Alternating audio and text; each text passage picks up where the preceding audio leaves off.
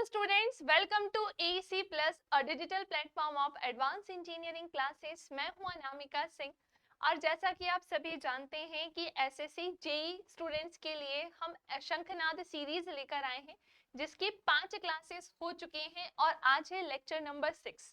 यानी इसके पहले मैंने साइंस की 5 क्लासेस स्पेशल क्लास ली है जिसमें मैंने एसएससी जेई के स्टूडेंट्स के लिए बहुत सारे इंपॉर्टेंट क्वेश्चंस डिस्कस किए हैं।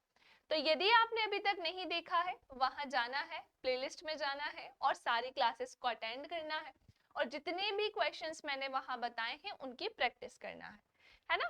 तो आज के सेशन हम स्टार्ट करते हैं और लेक्चर नंबर 6 में देखते हैं कि हमें कौन कौन से क्वेश्चंस देखने हैं। शेड्यूल में आपको बता देती हूँ कि शंखनाद सीरीज में आपको general science, general awareness, mechanical की क्लासेस, सिविल इंजीनियरिंग की क्लासेस, ऑलमोस्ट सभी सब्जेक्ट की क्लासेस आपको मिल रही हैं टेक्निकल नॉन टेक्निकल में। ओके, सो अब हम स्टार्ट करते हैं हमारा सेशन। सबसे पहला क्वेश्चन आपके सामने है और वो ये है कि नेक्टोफोबिया का खालिस्तान का भय होता है। नेक्टोफोबिया की अगर मैं बात करूं, ये एक तरीके की डिसीज होती है ना। और ये मतलब नेक्टोफोबिया की अगर हम बात करें तो ये एक तरीके का डर हो गया, लेकिन ये किससे होने वाला डर है तो वो एक डिसीज के फॉर्म में ही काउंट होगा, है ना।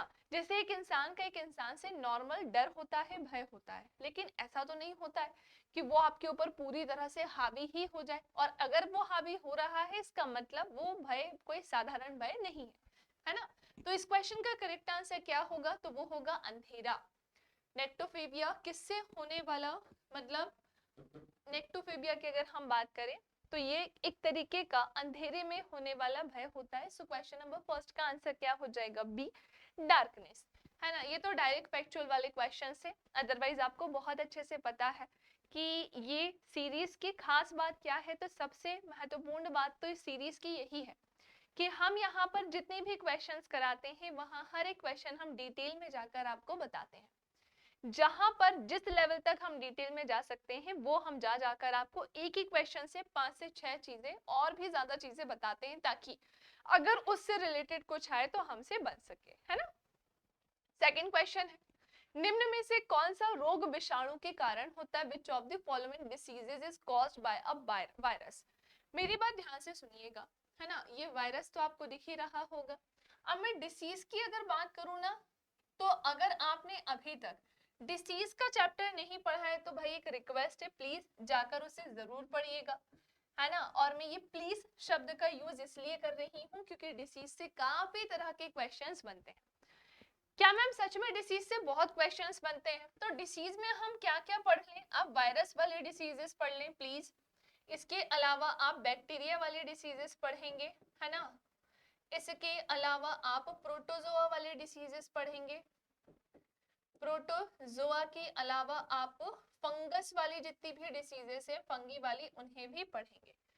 इतनी सारी डिसीजेस को पढ़ना है। साथ ही साथ कुछ आनुवांशिक डिसीज भी होती है, बीमारी होती है जन्मजात जिसे बीमारी कहते हैं, जेनेटियल डिसीजेस भी पढ़नी है। ओके, सो इस क्वेश्चन का आंसर देखते हैं हम। निम्न में से कौन सा रोग विषाणु यानी वायरस के कारण होता है? ऑप्शन है हमारे पास टिटनेस, ऑप्शन है हमारे पास लेप्रेसी, ऑप्शन है हमारे पास रुबेला और ऑप्शन है हमारे पास मलेरिया। अब मैं आपको एक चीज और बताती हूँ कि कभी भी किसी भी वायरस या किसी डिसीज के बारे में अगर हम बात करने जाएंगे तो उससे मल्टीपल क्वेश्चंस बन सकते हैं, जो कि मैं आपको बना के बताती हूँ। और इस क्वेश्चन का करेक्ट आंसर क्या होगा, रुबेला। रुबेला एक ऐसा वायरस है जो कि स्पेशली किससे होता है, तो ये होता है स्पेशली वायरस से। बाकी अगर मैं बात करूँ तो टिटनेस की, तो ये बैक्टीरिया से होने वाली डिसीज है ना। ये बैक्टीरिया से होने वाली डिसीज है, ये भी बैक्टीरिया से होने वाली डिसीज है। मलेरिया की अगर मैं बात करूं तो ये प्रोटोजोआ से होने वाली बीमारी है। अब आपको मैं एक सिंगल सी लाइन बता के फटाफट से मैं एक सिंगल लाइन से आपको वायरस के सभी डिसीजेस याद करा देती हूँ कि क्या क्या आप उससे याद रख सकते हो। क्लियर? बिना समय को बर्बाद करे हम हमारी मेन चीज पर डिस्कशन करते हैं। मैं आपकी यहाँ पर एक समस्या का समाधान निकालती हूँ एक ट्रिक की सहायता से, और वो ट्रिक क्या है, तो वो ट्रिक है रेखा। रेखा हमें हमें हिट हिट करके करके पोएचे छोड़ गई, पोएचे छोड़ गई। अब आप कहेंगे मैम क्या है ये सब, हाँ हम कैसे याद करें इसको। अब आप एक बात बताइए, इतनी सारी डिसीजेस है, सबके नाम आपको याद नहीं होंगे ना, इसलिए इस एक लाइन से आप सबको याद कर सकेंगे कैसे। तो र से कौन सी बीमारी होगी भाई, रेबीज होती है ना। र से कौन सी बीमारी है, रेबीज। ख से कौन सी बीमारी है, तो ख से है मीजल्स, खसरा जिसे हम कहते हैं। ठीक है, ह से कौन सी बीमारी है, तो हर्पिस एक बीमारी होती है। में से कौन सी बीमारी है, तो मेनिनजाइटिस होती है, मेनिनजाइटिस होती है। इसके अलावा ही से कौन सी बीमारी है, हेपेटाइटिस। कौन सी बीमारी होती है, हेपेटाइटिस। ट से कोई बीमारी नहीं है, करके से भी कुछ नहीं है। पो से कौन सी बीमारी होती है, पोलियो। पो से है पोलियो। ए से कौन सी बीमारी है, तो एड्स से।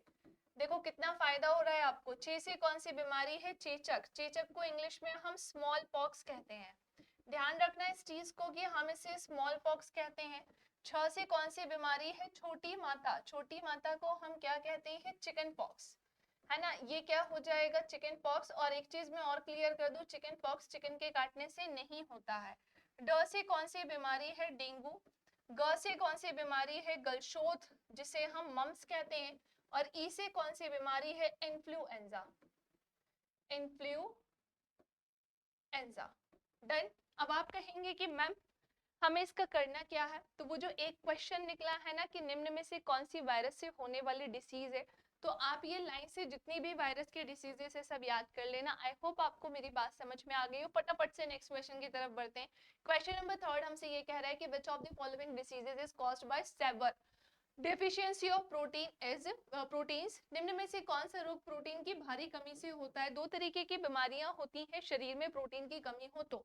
फर्स्ट ऑफ ऑल मैं आपसे एक चीज क्लियर कर दूं कि जितने भी न्यूट्रिएंट्स होते हैं वो हमारे बॉडी के लिए जरूरत से ज्यादा जरूरी होते हैं, बहुत ही ज्यादा जरूरी होते हैं। इन केस अगर हम इन न्यूट्रिएंट्स को नहीं खाते हैं या नहीं पीते हैं तो हमारे बॉडी में बहुत सारी चीजों की क्या होगी, कमी हो जाएगी, जिसके कारण हमें तरह तरह की बीमारी हो सकती है। हमें वो बीमारियां हो सकती हैं जो एक ज्यादा उम्र में लोगों को होती थी तो वो कम उम्र में ही हमें हो जाएगी। क्लियर। आप समझो क्या होता है कि न्यूट्रिशन में कौन कौन से न्यूट्रिशन इंपॉर्टेंट होते हैं, तो मैं आपको बता दूं कि कार्बोहाइड्रेट्स बहुत इंपॉर्टेंट होता है, इसके अलावा प्रोटीन बहुत इंपॉर्टेंट होता है ना, इसके अलावा फैट बहुत इंपॉर्टेंट होता है, एंड विटामिन तो इंपॉर्टेंट है ना। अगर हम कुछ मेन सोर्सेस नहीं लेते हैं तो हमारे बॉडी में धीरे धीरे करके विटामिन की कमी होगी। Vitamin A, B1, B2, B3 ऐसे करके vitamin C, vitamin D, vitamin E, vitamin K सबकी क्या हो जाने लगेगी, कमी होगी। और कमी होगी तो हमें कोई ना कोई बीमारी होने लगेगी, जैसे शाम के समय धुंधला दिखाई देना, या फिर बालों का उम्र के पहले ही झड़ने लगना, सफेद होने लगना, ऐसे करके मल्टीपल डिसीजेस हैं जो देखने को मिलती हैं। बट यस, प्रोटीन की बात करते हैं, इसकी कमी से एक बीमारी होती है जिसे हम क्या कहते हैं, क्वाशियोरकर। एक्चुअली दो तरीके की बीमारी होती है, क्वाशियोरकर होती है और एक मैरिस्मस होती है। एक मैरिस्मस भी ध्यान रखना, ये दोनों ही किससे होने वाली बीमारी होती है, तो ये दोनों ही प्रोटीन की कमी से होती है। प्रोटीन का बेस्ट सोर्स क्या होता है, तो ध्यान रखना सोयाबीन होता है। प्रोटीन का बेस्ट सोर्स क्या होता है, सोयाबीन होता है पहले नंबर पर, मशरूम होगा दूसरे नंबर पर, थर्ड नंबर पे पल्सेस आती हैं। आई होप कि आपको यहाँ से भी चीजें बहुत अच्छे से क्लियर हो गई होंगी। इस क्वेश्चन का करेक्ट आंसर क्या है, ए। आपसे पहले ही कहा था कि भले ही सेशन में हमने कम क्वेश्चंस रखे, उसके पीछे रीजन ये है कि हमारा बिल्कुल टारगेट नहीं था कि एक क्वेश्चन पढ़ाने के बाद आगे, एक क्वेश्चन बताया आंसर बताया आगे। हमारा टारगेट ये था कि हम कम क्वेश्चन रखेंगे और उसको हम ऐसे एक्सप्लेन करेंगे कि अगर वो क्वेश्चन नहीं आया तो उससे मिलता जुलता कोई ना कोई क्वेश्चन हमें देखने को मिलेगा। चलिए आगे आते हैं हम। फर्स्ट क्वेश्चन, इस क्वेश्चन का आंसर फर्स्ट था, विच of the following is not a compound. इनमें से कौन से एक यौगिक ही नहीं है। अब इनमें से कौन से एक यौगिक ही नहीं है, सोडियम क्लोराइड, सोडियम मोनोऑक्साइड, या फिर आयरन, या फिर पानी। ये तो बहुत ही सिंपल सा क्वेश्चन है और इसका करेक्ट आंसर क्या हो जाएगा, आयरन। इसका करेक्ट आंसर क्या हो जाएगा, आयरन। नेक्स्ट आते हैं क्वेश्चन नंबर 5 की तरफ। क्वेश्चन नंबर 5 हमसे क्या कह रहा है, एक बार आप भी क्वेश्चन को पढ़ेंगे और बिना देखे आंसर देने की कोशिश करेंगे, है ना।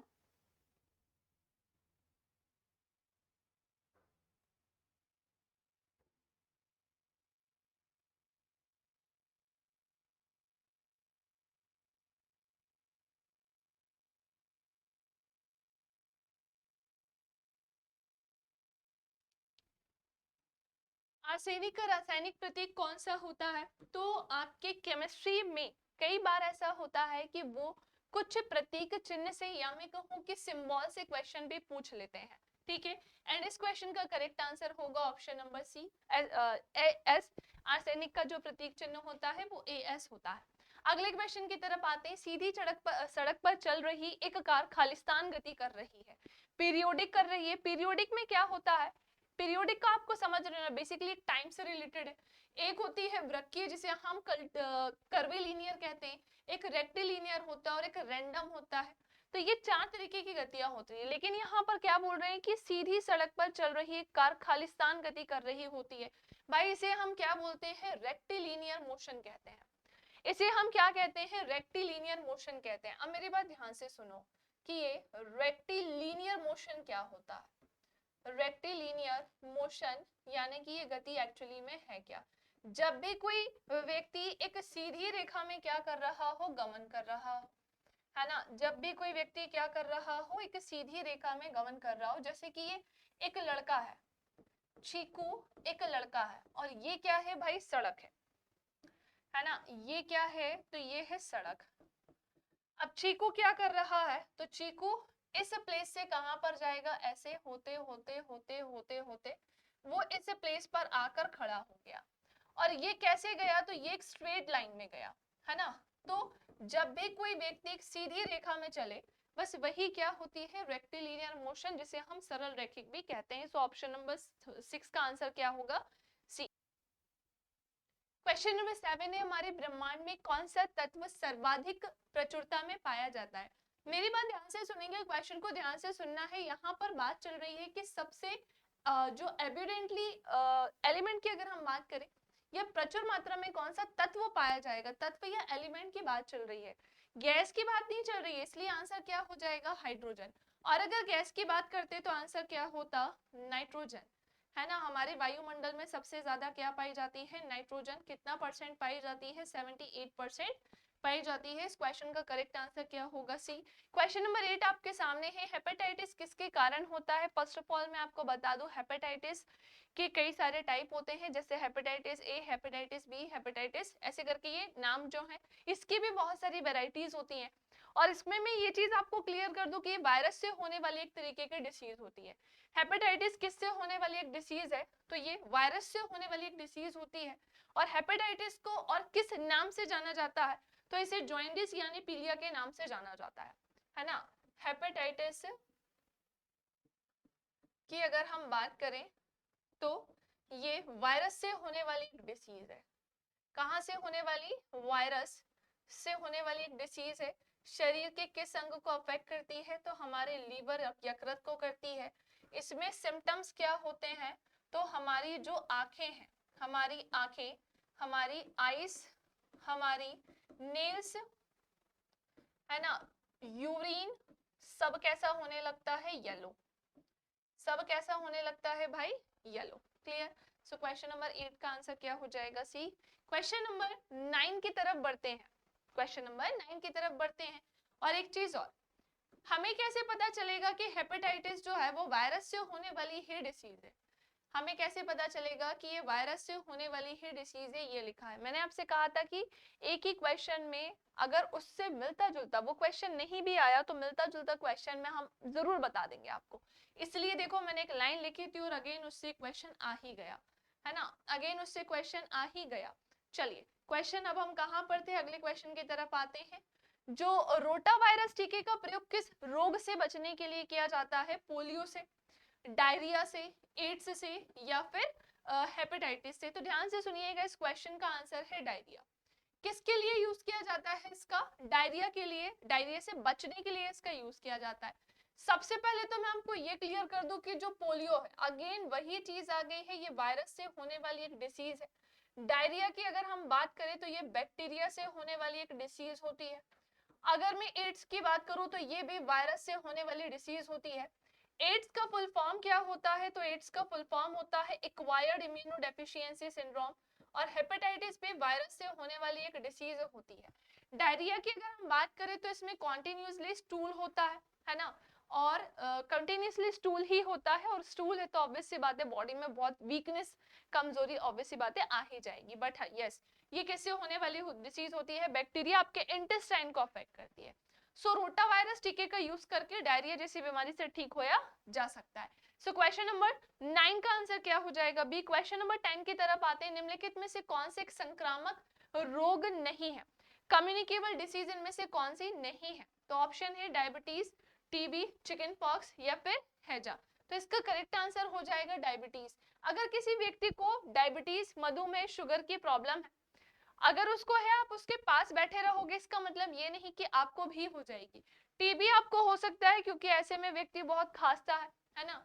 चिकन पॉक्स हो सकता है, ये भी एक कम्युनिकेबल डिसीज होती है, और कॉलेरा, हैजा भी होता है। लेकिन डायबिटीज किसी भी तरह से छुआछूत की बीमारी नहीं है, या मैं कहूँ ये एक कम्युनिकेबल डिसीज नहीं है ना।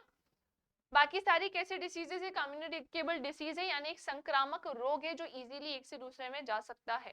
क्वेश्चन नंबर 11 की तरफ आते हैं। क्वेश्चन नंबर 11 की तरफ आते हैं। थर्मामीटर में पारा के विकल्प के रूप में निम्नलिखित में से किसका यूज किया जाता है? इसमें पारे के विकल्प के रूप में किसका यूज किया जाता है? तो इसके लिए किया जाता है गैलिस्टीन।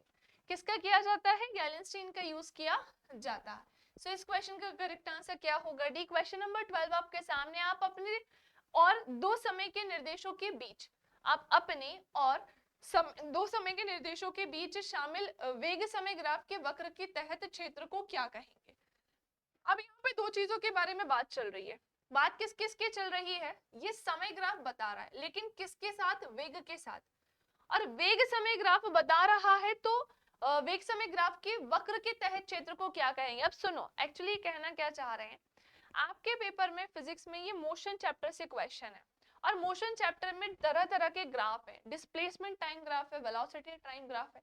तो बेसिकली वो हमसे पूछ रहे हैं कि किस क्षेत्र को जो है वो फॉलो कर रहे हैं। तो आंसर क्या हो जाएगा? एक्सीलरेशन। भाई आपके पास क्या है? वेलोसिटी है। आपके पास क्या है? वेलोसिटी है, और आपके पास क्या है? टाइम है। तो ऑब्वियस सी बात है कि आप यहाँ से क्या निकाल सकते हैं? एक्सीलरेशन यानी कि त्वरण। एक्सीलरेशन यानी कि त्वरण निकाल सकते हैं, और एक्सीलरेशन निकालने का फॉर्मूला क्या होता है? तो v माइनस यू अपॉन में टी, इसको निकालने का फॉर्मूला होता है। एक्सीलरेशन को निकालने का ये फॉर्मूला सूत्र होता है, जहां पर फाइनल वेलोसिटी में से इनिशियल वेलोसिटी को माइनस करके और जो टाइम होगा उससे डिवाइड कर देंगे, तो आप क्या निकाल सकते हो? एक्सीलरेशन, त्वरण निकाल सकते हो। एक्सीलरेशन की अगर मैं बात करूं तो इसकी जो एसआई यूनिट है वो मीटर पर सेकेंड स्क्वायर होती है।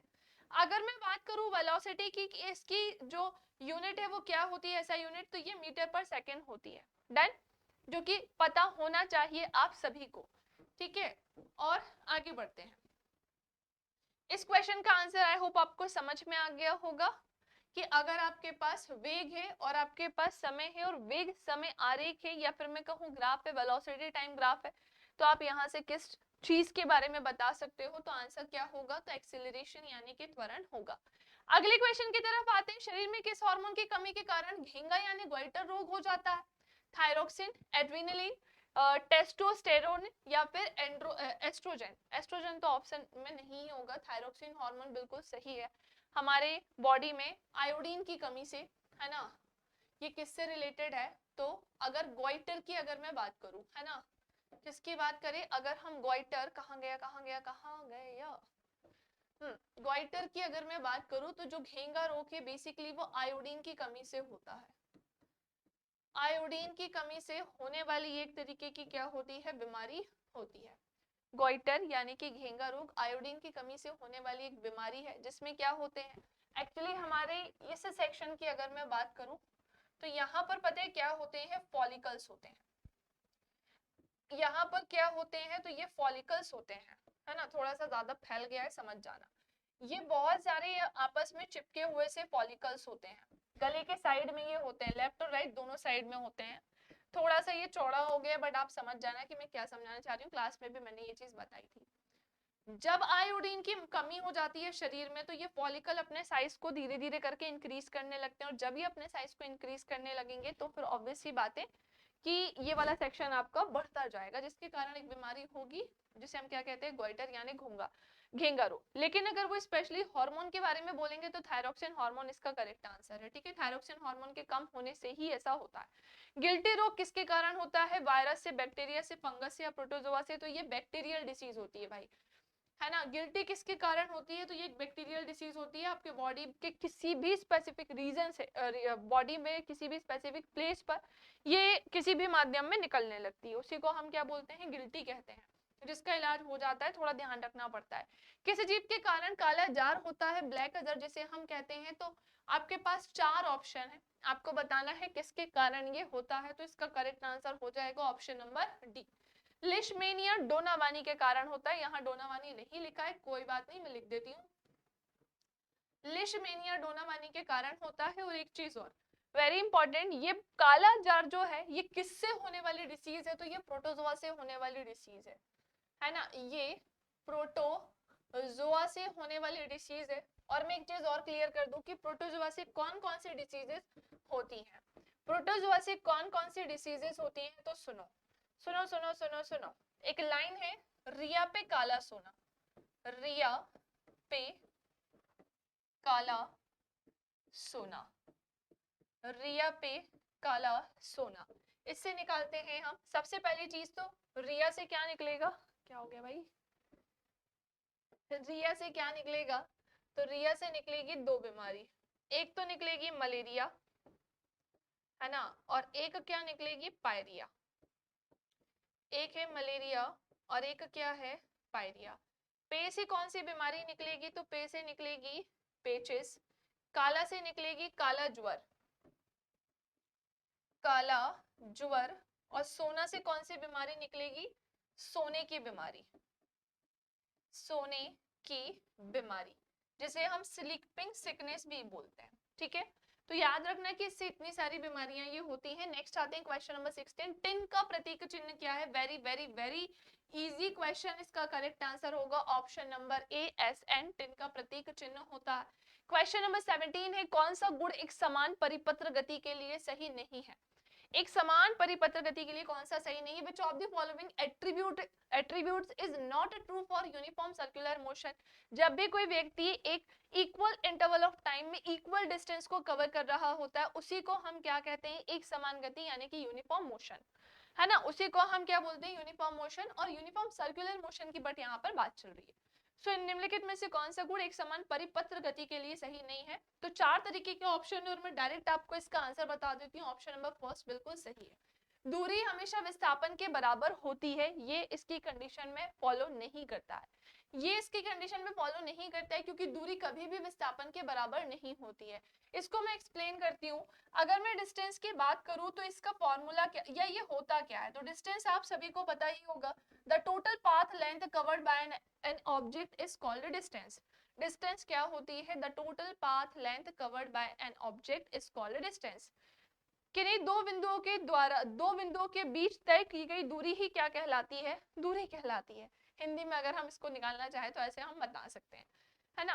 तो डिस्टेंस और डिस्प्लेसमेंट में क्या अंतर होता है? तो हमने देखा कि एक प्लेस से दूसरे प्लेस में, फिर व्यक्ति तीसरे पे जाएगा, चौथे पे जाएगा, जितनी वो चीजें कवर करता जाएगा वो उसकी दूरी हो जाएगी। और भाई फिर डिस्प्लेसमेंट क्या होता है?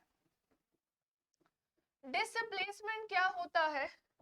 तो ध्यान रखना कि ये भी डिस्टेंस होती है, ये भी डिस्टेंस होती है, पर कौन सी डिस्टेंस होती है? शॉर्टेस्ट होती है ना। ये न्यूनतम दूरी होती है, इस चीज का ध्यान रखना है। So option number A is the correct answer.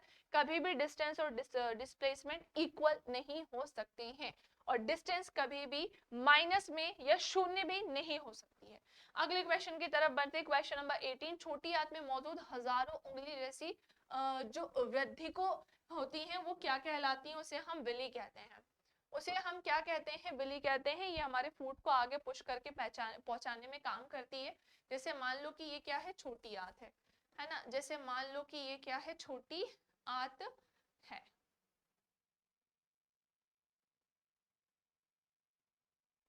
अब क्या होगा कि जो विली होगी वो इसके चारों तरफ ऐसी होती है ना, ऊपर नीचे दोनों साइड ये होती है। So option number A is the correct answer. Question number 19 है, धातु ऑक्साइड स्वभाव में कैसी होती हैं?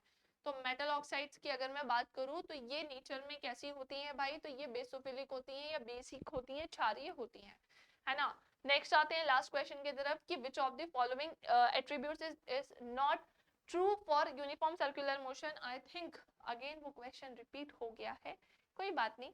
सो क्वेश्चन नंबर 20 यहाँ पर अगेन रिपीट हो गया है और इस क्वेश्चन का आंसर क्या होगा, तो वही फर्स्ट वाला ही होगा। क्या होगा, वही फर्स्ट वाला ही होगा, क्योंकि ये दोनों ही चीजें पॉसिबल नहीं। आज के लिए इतना ही। आई होप सेशन आपको अच्छे से क्लियर हो गया हो, समझ में आ गया हो।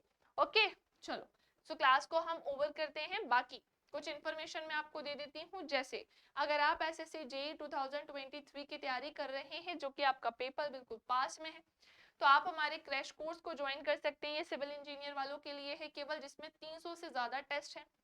अगर आप मैकेनिकल इंजीनियरिंग की तैयारी कर रहे हैं तो आपके लिए भी कोर्स है, जिसमें 250 से ज्यादा टेस्ट हैं। और साथ ही साथ आज जो मैंने आपको पढ़ाया है उसकी पीडीएफ आपको हमारे टेलीग्राम चैनल पर मिलेगी, है ना। That's it. I hope session आपको पसंद आया हो।